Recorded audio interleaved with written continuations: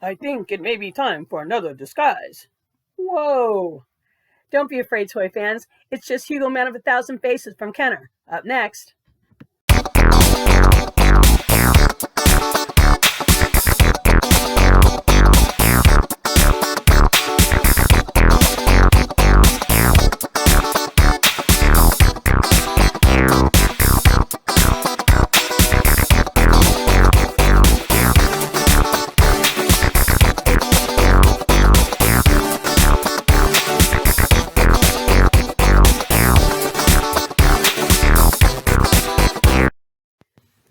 Hello, hello, vintage toy lovers and children at heart. Welcome to another edition of Tales from the Sharricane's Toyroom. This week, Hugo, Man of a Thousand Faces from Kenner. Okay, little background on this wonderful guy before I get started. He came out in 1975 from Kenner. I remember my cousins had this thing and used to love to try to scare their little brother with it. He was just a baby and thought this thing was totally alive and freaked out every time he saw it.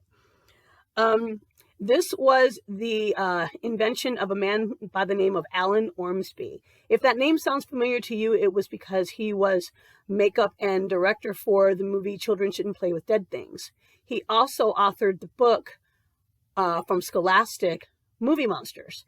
And that was a wonderful book of how to make your own disguises and monster faces using everyday household items. And it was a big hit with kids in the 70s.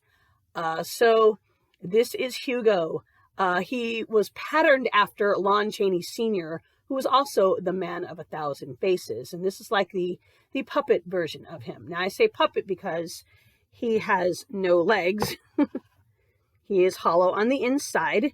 And actually, these arms are sewn on to the shirt. The body does not have any posability. Unlike that box you see over there with Hugo's hand on the child's hand, his hands do not bend like that or do not come up like that. They're not articulated at all. And I know that this thing is called a puppet, but it's hard for me to imagine little kids with smaller hands, kind of like mine, that would put this hard piece of plastic over their hand like a puppet. I choose to think of him as like a half mannequin who very strongly resembles Yul Brynner.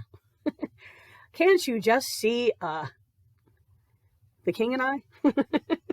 Anyway, yeah, so this is Hugo, and what his claim to fame was that you could disguise him.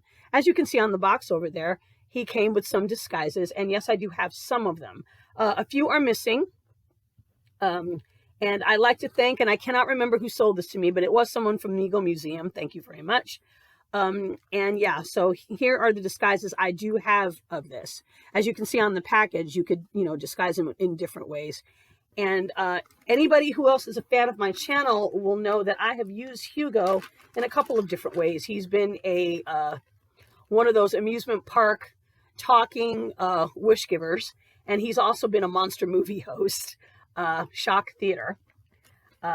All kinds of wonderful, useful things for Hugo to do, even though I can't really play with him like your typical doll. Anyway, whoa. So we have a wig. Okay, put that on him. Ah, yes, he looks scarier already. I don't have the glasses that actually came with the set, like you see on the box over here, but these are doll glasses that I got from Springfield Dolls, so he can wear these. There we go. He can wear those glasses. He looks kind of creepy in those. So the rest of the things in here, we'll take them out. And here is the instructions on how to do this from Kenner. Look at that. Those are really old, classic looking things. But what you have to do, is this thing ordinarily would come with a glue stick. Now, if you happen to get this secondhand, like I did, and you want to use any glue, Elmer's all-purpose glue stick will work just fine. You definitely have to remember to make sure you clean off Hugo's face and your pieces when you're finished. So I have a bag full of pieces here, besides the glasses and the wig. So let's demonstrate a little bit, okay? And by the way, these back pieces to the hair pieces and things like that. These are really fragile because they're really old. If you have the second hand and they do start to come off, packing tape or Scotch tape will work just fine. So if you package them like that and then put the glue on them and apply them to his face, they should be fine, and then they should be okay to wipe off the back. But these are getting really fragile because they're really old, and I know I'm going to have to start putting some more tape on these things, like I did with this piece, because it just started coming off, so I just put some Scotch tape on it. Anyway, so here I have my glue. And you can put the glue on the back here, like so. And this is his beard, his goatee beard, as pictured on the package. So, and you put that on his face, like that. Ta-da! See? And then you can put other pieces on. Whoa, and it comes off. It does stay on better than that. I didn't put that much glue on this time. And sometimes you may have to hold it in place for a few minutes to get it to set and stay there. But, there are other pieces on here that can be applied to, like noses. Here's a funny nose. And what you do is you put the glue on the edges of this, like this. Put the glue all along the edges, on the bridge of the nose, and on the edges here, on the bottom.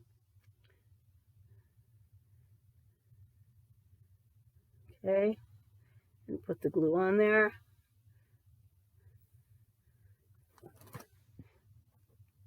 And then I'm going to raise up his glasses a little bit, and I'm going to hold this up and hold it on for about 10 seconds.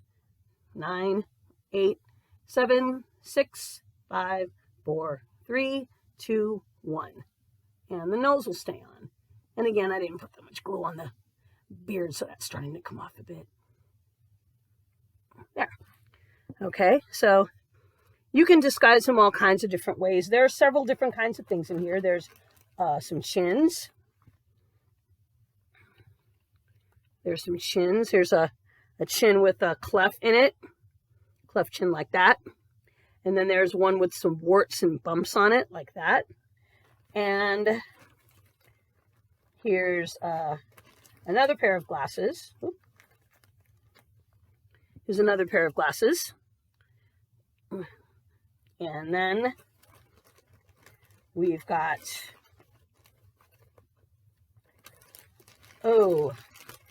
sideburns. Oops.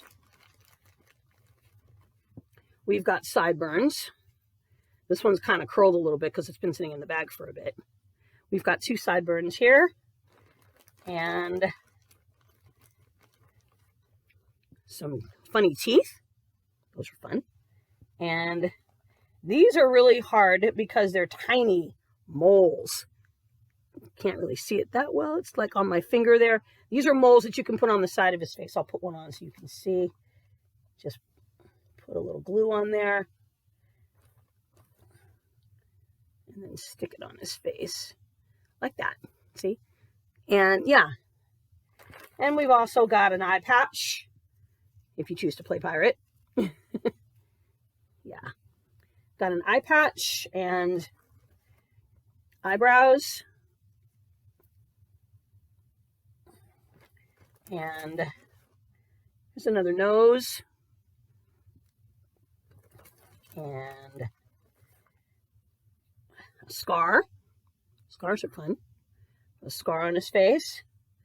And this one makes it look like his eye got taken out. You stick that around on the eye, which is really creepy.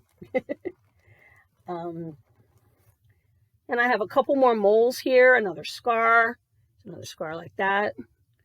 And a couple more moles. Oop. Oh, it just jumped out of my hand. Come here. And a couple more moles like that. And yeah, so that's pretty much it for Hugo. And the fun thing about this is that Hugo was actually, you know, pretty easy to clean. If you put the parts on and you get a wet paper towel, like I've got right here, and you take off like his beard, you wipe off, and you have to be pretty thorough when you do it. And like I said, if these pieces, you know, the backs start coming off a little bit, packing tape or Scotch tape will work just fine to fix them. And then you could still use them. But these are like really old and rotting. So you have to wipe them off really well and wipe off his chin. Like that. To get all the glue and things off of him. So yeah, Hugo's lots of fun. Also, the children could apply this stuff to themselves, and with some glue. But I don't think they could keep it on very long because glue probably would make them start to itch a little bit. But you know, I mean, for a little while it would be fun. And I guess you could, you know, kids probably back in the day use some of these things to make themselves up for Halloween, or tell monster stories or whatever. I know my cousins had a lot of fun with Hugo and scaring the crap out of their little brother, and, you know, and trying to make themselves look goofy. So Hugo was a lot of fun. So yeah, if you were really into monster movies back in the day, and a lot of us were, Hugo was great. And again, he's about the size of a doll, his head and arms, but you know, that's why the disguises can fit on both children and Hugo. So yeah, that's it for Hugo, Man of 1,000 Faces. Did you have this when you were a kid? Were you afraid of it? Because I've heard a lot of stories online about people being scared of this thing. Were you afraid of it? Did you scare your siblings with it? Did you wear the disguises on Halloween or some other occasion? I'd love to hear about this. So comment, like, and subscribe. If you can be anything in this world, ladies and gentlemen, please be kind. Next week, I will feature color forms. I am not entirely sure which color forms I'm going to feature, so it will be surprising for all of us. So have a good week. See you next week. And if you can be anything in this world, please be kind. Bye-bye.